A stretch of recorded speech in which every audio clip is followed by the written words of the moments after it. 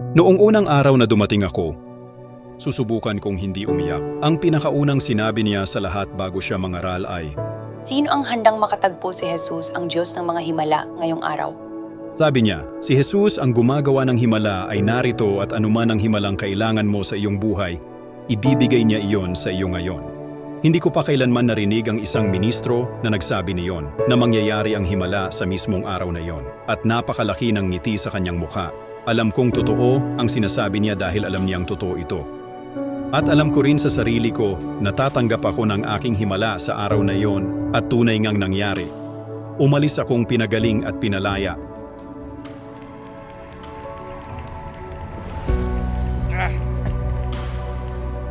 Kaya't ako'y naninindigan sa pag-ibig ni Jesus at sa pag-ibig ng Diyos na ibinubuhos sa pamamagitan niya.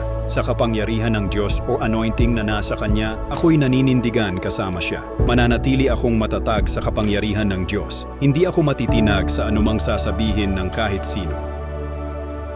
Sapagkat ang pag-ibig ni Jesus ang nagpagaling sa akin at sa libu-libong iba pa. At patuloy akong maninindigan dahil alam ko na libu-libo pa ang pagagalingin. At ang kilusang ito ng Diyos ay pupuno ng mga estadyum. Kasama mo ako. Hindi ako matitinag.